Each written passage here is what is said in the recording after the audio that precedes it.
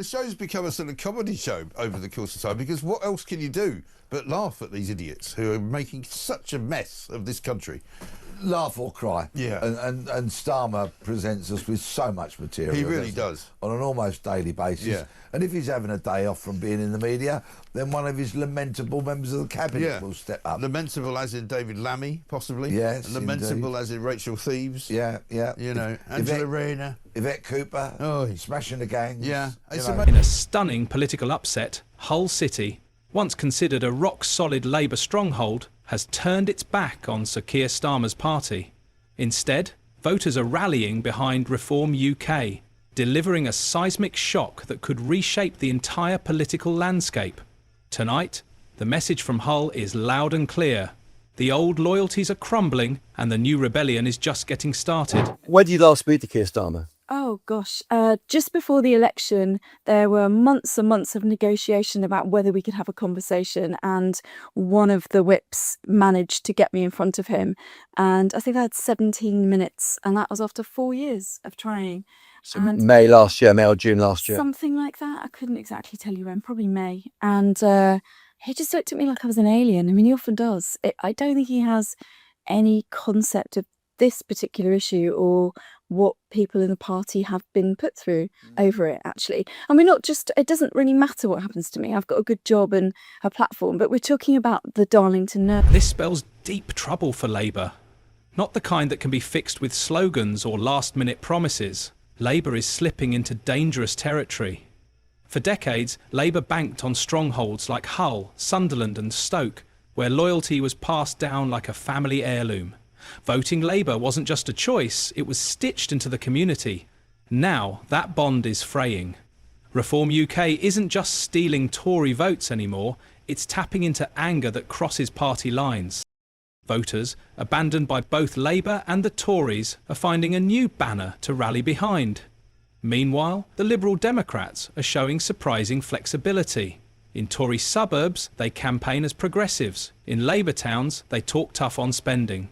That political shape-shifting could be their secret weapon.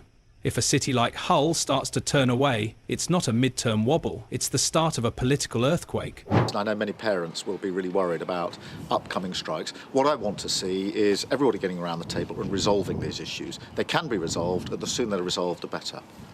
For Keir Starmer, the warning signs couldn't be clearer. Labour should be soaring, but the ground beneath them is cracking. The problem is deeper than just a few disgruntled voters or a handful of bad headlines. It's structural. Across the country, a quiet but growing rebellion is taking hold, one that isn't waiting for permission to reshape the political landscape. Reform UK and the Liberal Democrats aren't just picking off easy seats. They're exposing cracks in Labour's once solid foundation. Every lost council seat, every by-election upset, every unexpected swing is another chip away at the fortress Labour thought it had secured. And Starmer himself, for all his cautious professionalism, hasn't yet found a way to inspire the kind of emotional loyalty that can hold back this rising tide. In times of realignment, voters don't just want competence, they want a cause. They want to feel like they're part of something bigger than themselves. Right now, too many are feeling adrift, and reform, or the Lib Dems, or even staying home entirely, feels like a louder statement than a quiet Labour vote. In short, Starmer isn't just fighting the Tories. He's fighting history, apathy, and a new, unpredictable political ecosystem that doesn't play by the old rules. The risks are particularly stark in places like Hull. For most of the 20th century, cities like Hull were Labour's ironclad citadels. Unshakable, predictable, loyal to the core. They were the political equivalent of a family business passed down through generations. You voted Labour because your parents did, and their parents before them. It wasn't just about policies or politicians, it was about identity, about who you were. But identity is a fragile thing when real-world frustrations pile up. Years of economic decline, crumbling public services, and the gnawing sense that London-based politicians, Labour and Tory alike, simply don't understand or even care about working-class lives, have turned that once fierce loyalty brittle. Anger and alienation are filling the cracks where community pride used to be. Enter Reform UK, with its blunt messaging and outsider energy. And it doesn't need to offer detailed policies or polished manifestos. It just needs to capture that raw, simmering frustration and weaponize it. In Hull and other former strongholds, voters aren't necessarily falling in love with Reform's vision. They're falling out of love with Labour's silence, Labour's caution, Labour's sense of distance. It's a slow, painful erosion, but one that, left unchecked, could collapse entire electoral walls. And if Hull's political foundations can crack, it begs the uncomfortable question for Labour strategists: where else might the ground give way next? Meanwhile, the Liberal Democrats are playing a very different, but equally dangerous game. Once an afterthought, scarred by the tuition fees betrayal, they've learned to adapt in this new era of volatility. Today they move like political chameleons, moulding themselves to fit the anxieties of whatever constituency they target. In affluent conservative suburbs, they sound like modern progressives, championing environmental causes, civil liberties and social inclusion. They sell themselves as the sensible, empathetic alternative to a chaotic Tory party, but head into Labour's old industrial towns and the tone shifts. Suddenly, they're speaking about local jobs, pragmatic economics, and rebuilding infrastructure, offering themselves as the serious option where Labour's promises feel worn out. This ability to read the room, to be whoever the voters need them to be, is no longer seen as a flaw. In 2025 Britain, it's a survival skill. The Lib Dems aren't aiming for mass nationwide victories. They're targeting weak spots, exploiting microclimates of discontent, and winning enough seats to become kingmakers in a fragmented parliament. For Labour, it's death by 1,000 cuts. Even if the Lib Dems don't surge nationally, every Labour seat they peel away in key battlegrounds is another brick pulled from the red wall Starmer desperately needs to hold together. And then there's Reform UK, the wild card nobody can afford to ignore anymore. Initially dismissed as a protest vessel for disillusioned Brexit voters, the party has steadily evolved into something far more potent. It doesn't pretend to offer the polished, comprehensive policies of an old-school political machine. Instead, it thrives on a kind of weaponized simplicity, blunt, often brutal messages that speak to people's raw, unfiltered frustrations. What Reform lacks in traditional infrastructure, big donors, deep benches of candidates, glossy manifestos, it makes up for with emotional resonance. It understands something that both Labour and the Conservatives often forget. When people feel ignored, insulted or betrayed by the establishment, they don't need a 5-point economic plan. They need someone who looks them in the eye and says, "You're right to be angry." That's why Reform's rise is so dangerous for Labour. Unlike the Lib Dems, who chip away with surgical precision, Reform detonates like a political grenade, blowing apart predictable voting patterns. In working-class communities where jobs have disappeared, hospitals have been stretched to breaking point, and young people have given up hope of ever owning a home, Reform's anger mirrors the anger already smouldering on the ground. It's not about policy debates anymore, it's about who feels like they're finally listening. And right now, far too many disillusioned voters believe it's not Labour. For Sir Keir Starmer, this is the nightmare scenario he's been desperate to avoid.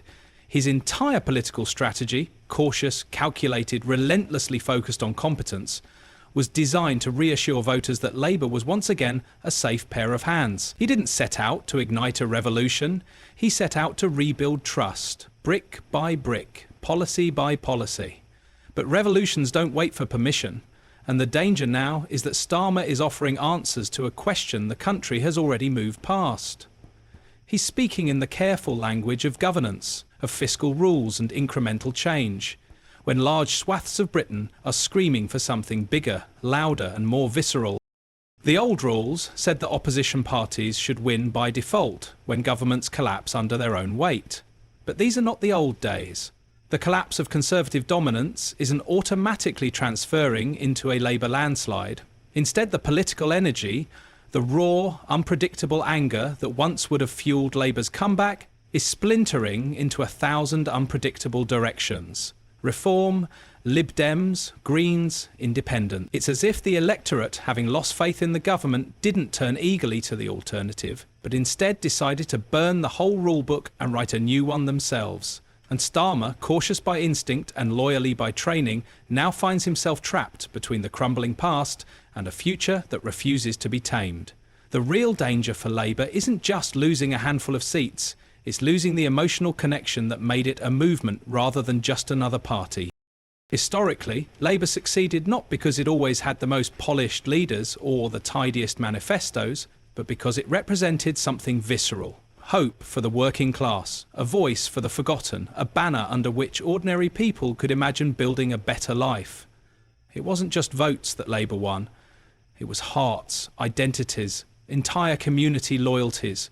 When that emotional tether breaks, it doesn't snap back easily. It frays, it decays, and rebuilding it takes more than policy pledges or viral social media clips. It takes time, authenticity, and a clear moral compass that feels rooted in the lives people actually live, not just the speeches they hear on television.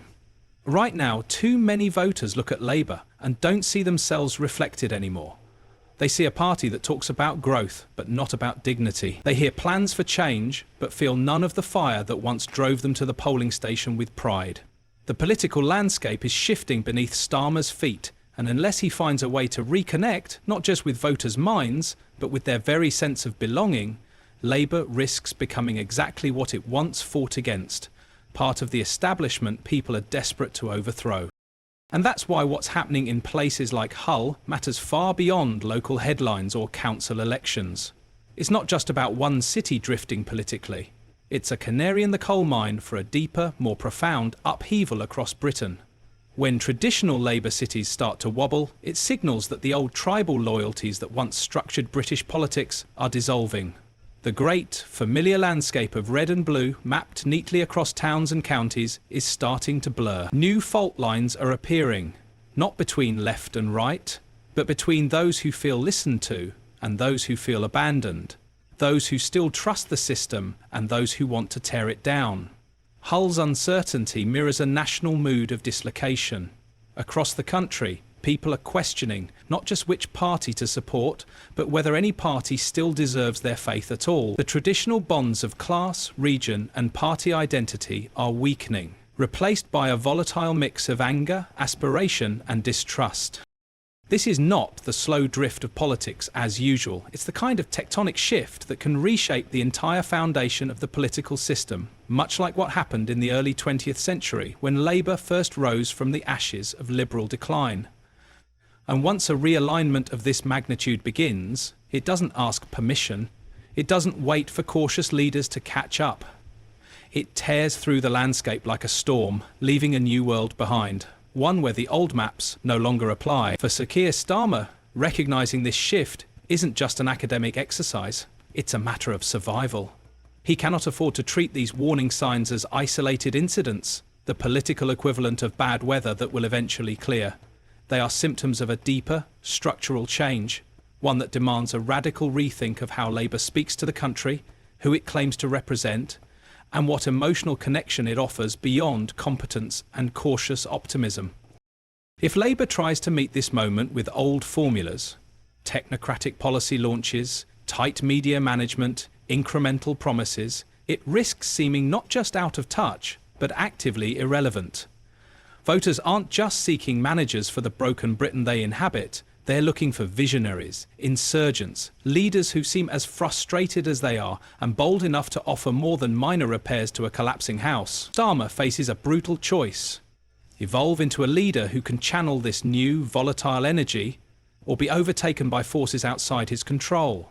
Reform UK, the Liberal Democrats, independents, even movements yet unborn, are all waiting to fill the void if Labour stumbles. And if that happens, it won't just be Labour's election dreams that die. It will be the party's very claim to be the natural voice of working Britain, a role it has held, however imperfectly, for over a century. This is the crossroads where British politics now stands. The old loyalties are breaking, the old certainties are vanishing.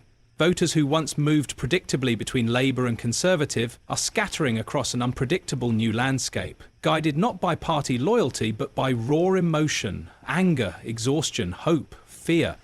In this environment, no party has a divine right to survive, let alone govern. Every vote will be earned or lost, not by tradition, but by who speaks most clearly to the fractured soul of the nation.